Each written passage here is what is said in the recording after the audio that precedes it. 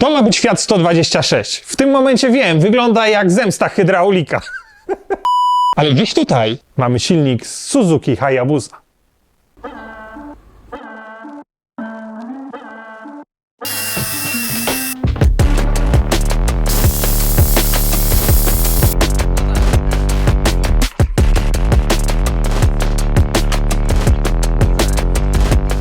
Dobra, zanim pójdziemy dalej, chcę uporządkować jedną rzecz. Ja nie buduję jednego Fiata 126. Ja buduję 3. Pierwszy to 2.0 Turbo. Przez długi czas dawał nam mega frajdę.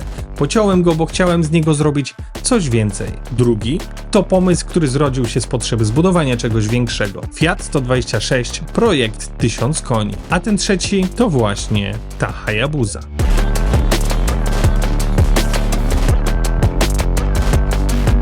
Kazimierz zrobił tutaj zwrotnicę. Nie wiem, czy pokazywaliśmy te zwrotnice, czy nie na tym etapie. Chyba pokazywaliśmy, bo już gdzieś mieliśmy ten zawias. Ale są tu już tak, wrzucone piasty, tak? Je trochę stoczyłeś. Mamy piasty gotowe, przedłużane te takie bolce pod wahacze, żeby te wszystkie roll centery i bump steery ewentualnie sobie wyeliminować na tym etapie, żeby fajnie zawieszonko pracowało.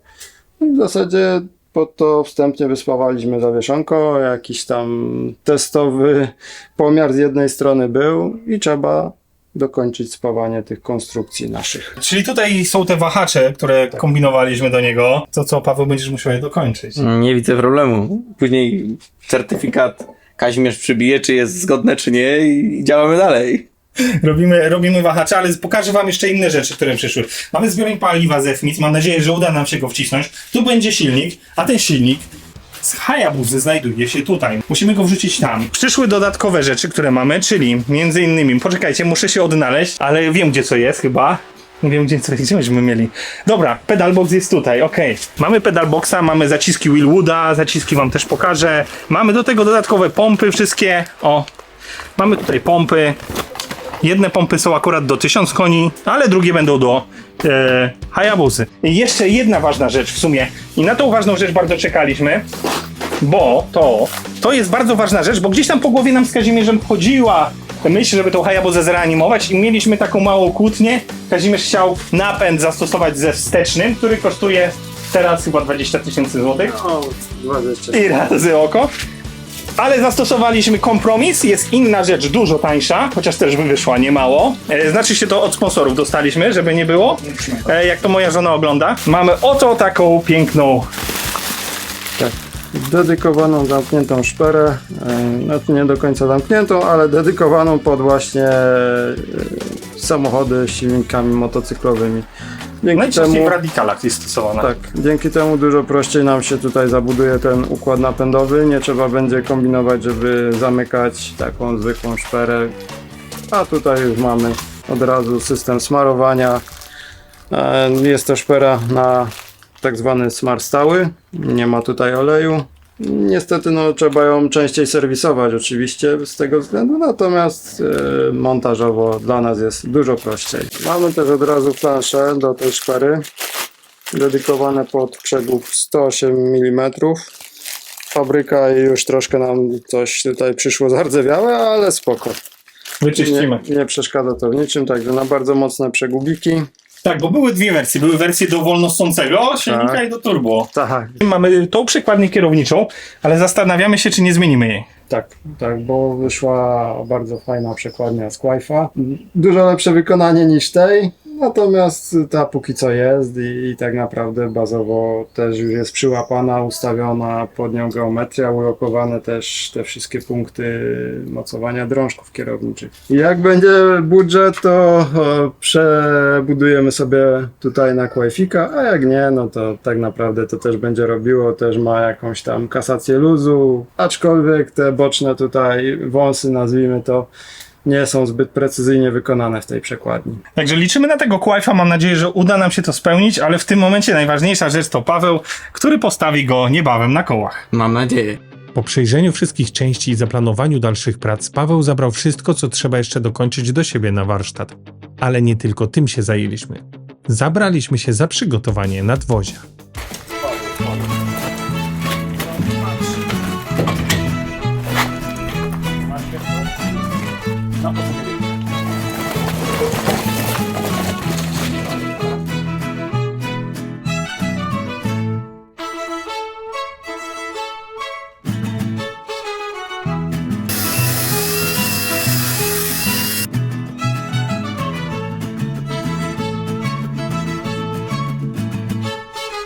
Dobra, minęło 8 godzin, a my jesteśmy w miejscu, jakbyśmy zrobili dopiero w 15 minut. Dokładnie. Nie jest łatwo, powiem wam, że myślałem, że trochę szybciej nam pójdzie. No ale ostatnio cieliśmy 2.0 turbo na podnośniku, gdzie połowa rzeczy była wycięta, więc dużo szybciej i sprawniej to poszło. A tutaj zobaczcie Pawła, który już ma chyba dość i już mówi: Damian, jedź do domu. No, nie jest do domu, pizza zamówiona, także jeszcze chwila. To trzeba wycinać z sensem, a żeby to wyciąć z sensem i żeby to coś z tego było i się to trzymało kupy, no to trzeba trochę przemyśleć, gdzie się tnie, jak się tnie i żeby sobie roboty bezsensowne nie podokładać.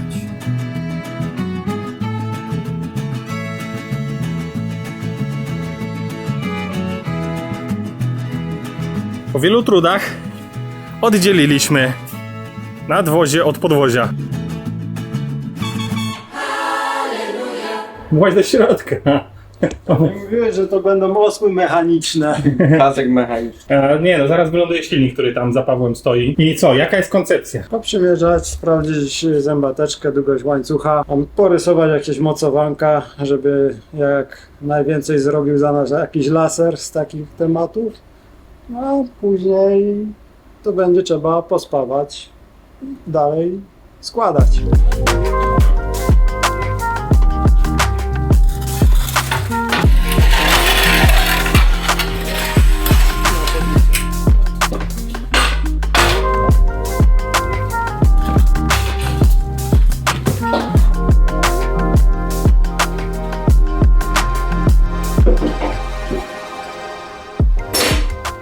Prawie że zgodnie z założeniami trochę miejsca jest na różnicówkę, jakąś szperkę. Na turbo też miejsce jest.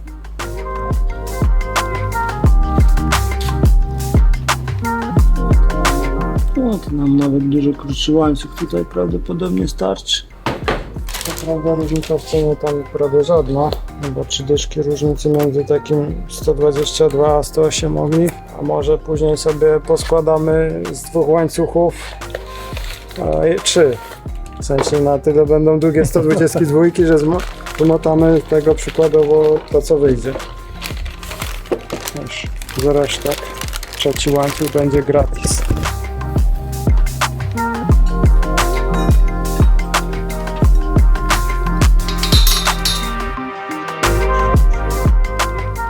No dobra, prawie umieściliśmy silnik, ale oczywiście Kazimierz nie byłby sobą, gdyby nie... Co robisz? Zapobiegawczy trzeba zostawić tu trochę miejsca. Na turbo. Generalnie no, troszkę tak. Można przesunąć do przodu, ale nie za dużo. Żeby jeszcze wymotać później jakiś kolektor wydechowy. Nie widzi mi się. Turbo? Takie małe. Można powiedzieć, że od spraw organizacyjnych i porządkowych powoli przechodzimy do spraw koncepcyjnych. Koncepcje są też różne, ale ograniczajmy się, żeby znowu nam się o kolejne 2 lata nie przedłużyło, nie? Chcemy przygotować mocowania.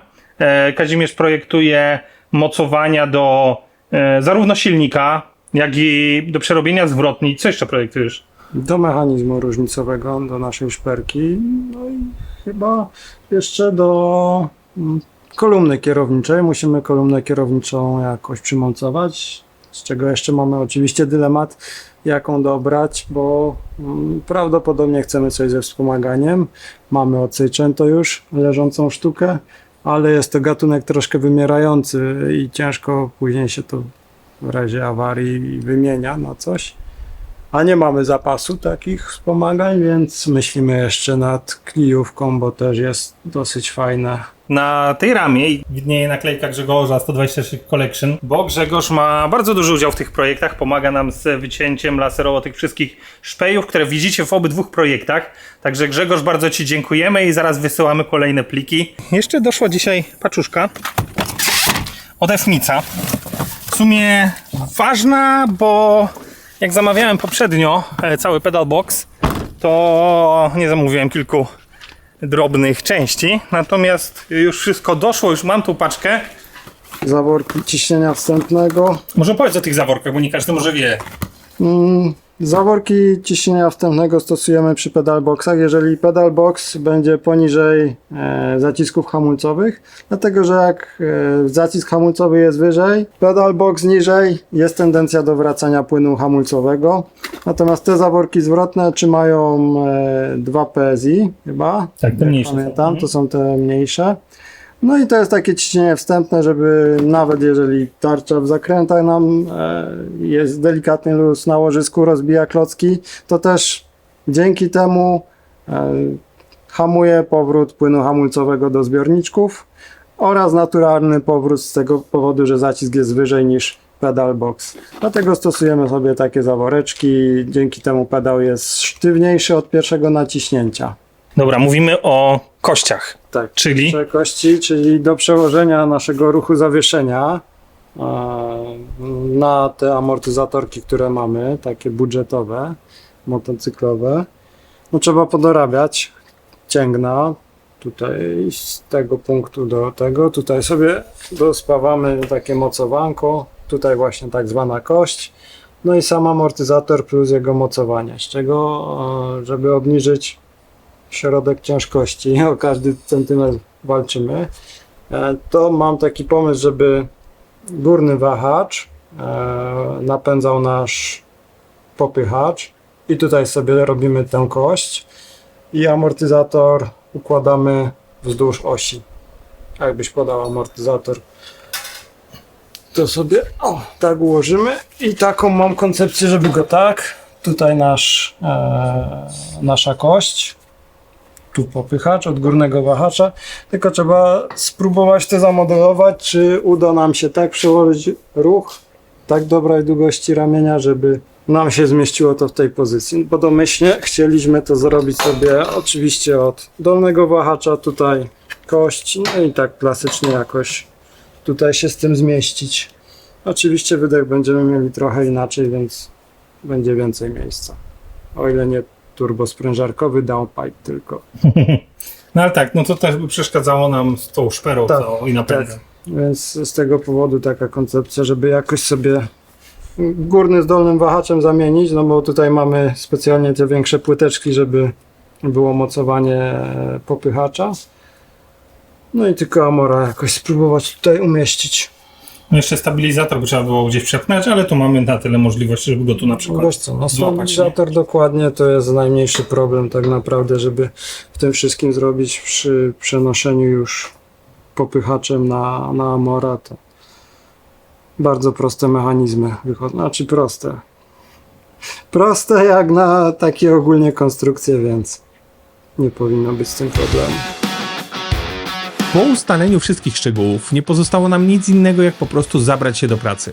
Ale żeby nie było tak kolorowo, najpierw musieliśmy wszystko rozebrać. Dlaczego? Zostawiliśmy miejsce na turbosprężarkę. No oczywiście na przyszłość. Przez to silnik cofnęliśmy kilka centymetrów do tyłu, a skoro silnik poszedł do tyłu, to żeby napęd leżał jak trzeba, wahacze też musiały za nim pójść. Tutaj mamy półfabrykat, rura precyzyjna, a tutaj już jest wytoczona w środeczku, gniazdo na łożysko, gniazdo na segerka, odpowiednie długości, odległości, głębokości i możemy montować sobie w całość taki element, który zaraz zobaczycie na następnych ujęciach. Tutaj mamy tu lejeczkę, którą Kaziu przed chwileczką wytoczył. Udało mi się to wszystko poskładać w miarę, połapać, nie pospawane jest to tak jak ma być. To jest na razie wstępnie połapane. Teraz tą kość będziemy przymierzać i patrzeć, czy zawieszenie pracuje. Każdy dostał swoje zadanie. Ja ogarniałem elementy z lasera, Paweł spawał, a Kazimierz praktycznie zamieszkał przy tokarce. I jakoś wszystko zaczęło się składać. Zawieszenie było gotowe. Słuchajcie, zrobiliśmy profesjonalne mocowanie właśnie po to, żeby można było od dołu obspawać niektóre elementy zawieszenia. Profesjonalne mocowanie uwzględniliśmy oczywiście BHP i wygląda ono tak. Ty leżysz pod autem? Tak, to są specjalne podnośniki pneumatyczne z blokadami, aby nic nie spadło. A największą blokadą to za chwilę będę ja. No dobra, ja będę cię ubezpieczał. Ale spokojnie. Każdy, kto zna podstawę fizyki, wie, że przy takim kącie ciężar tej konstrukcji nie robił na mnie żadnego wrażenia. Kazimierz był bezpieczny. pierwszy moment, możecie zobaczyć właśnie teraz, kiedy silnik jest prawie że na swoim miejscu.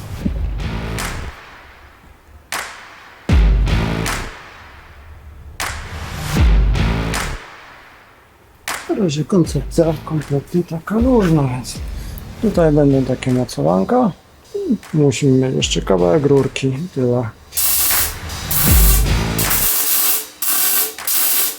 Słuchajcie, coś na co bardzo długo czekaliśmy. 18 września, godzina 21, prawie 30. Silnik wisi w ramie. I do tego dzisiaj właśnie będziemy go pierwszy raz odpalać. No ja jestem bardzo podekscytowany. Czekaj, czy odpali po tylu latach? Niby go przepalałem, ale dobra, tak. Czasami się zdarzało, że nie. Wymienimy olej, jeszcze zrobimy tylne mocowanie, ale spróbujemy go posłuchać. Próbujemy.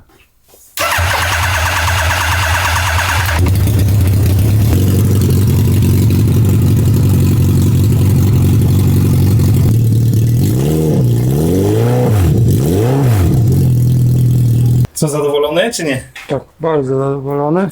Działa. Jeszcze działa. Jeszcze nie odpadł. Tak. I dobra, sprawa jest taka, że silnik się zagrzał dosyć szybko, bo nie mamy chłodnicy założonej. Olej też dostał temperatury, więc spuścimy ten stary, który tam był od wielu lat i wlejemy nowy, żeby chociaż trochę świeżości miał ten silnik, bo trzeba go umyć.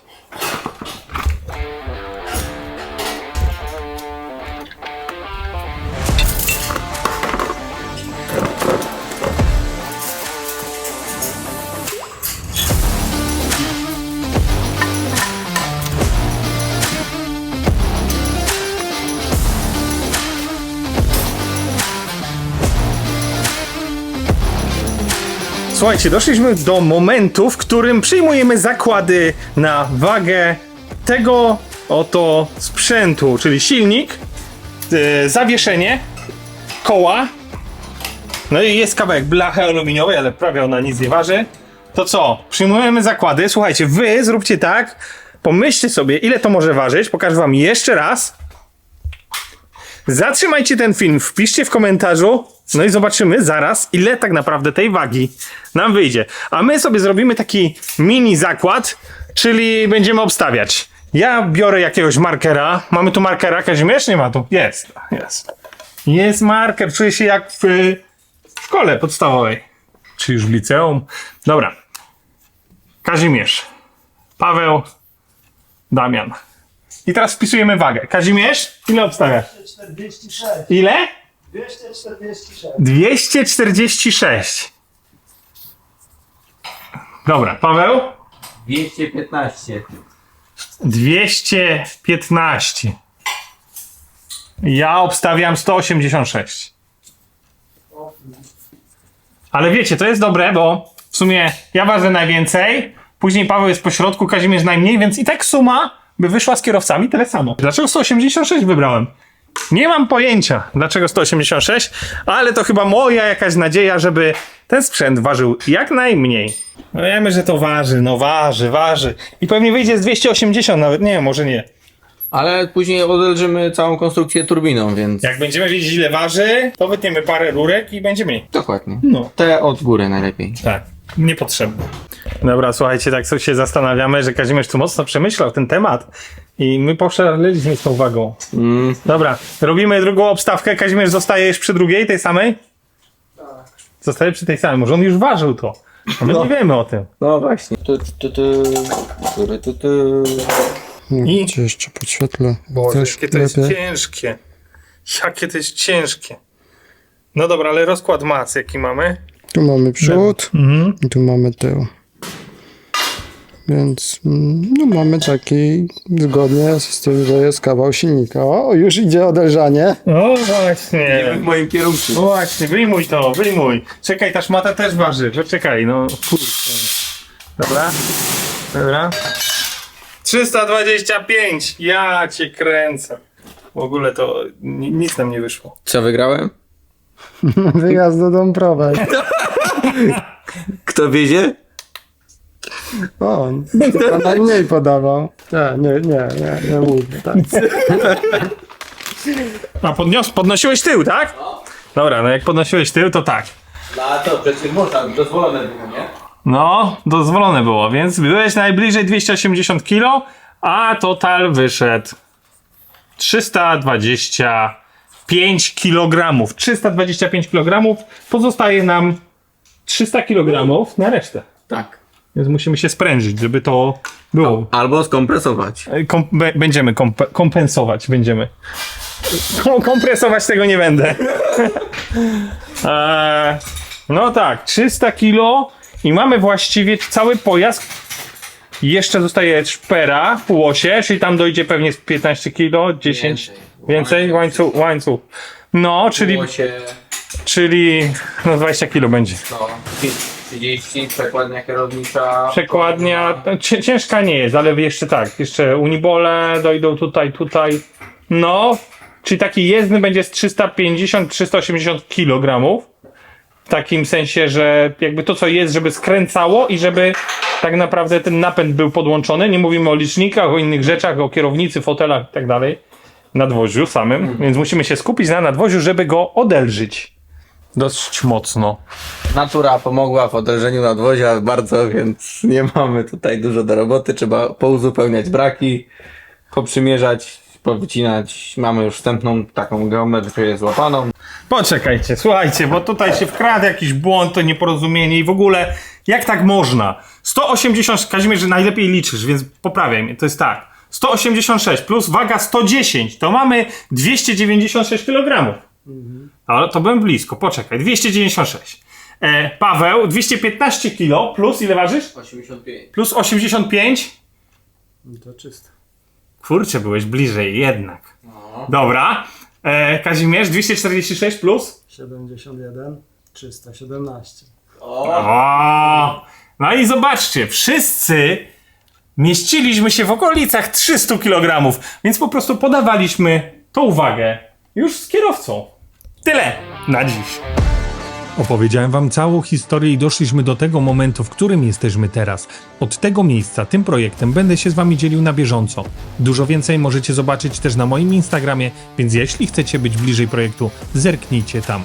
A jeśli mogę was o coś prosić, to zostawcie mi kredyt zaufania i dajcie subskrypcję. Wielkie dzięki, lecimy dalej.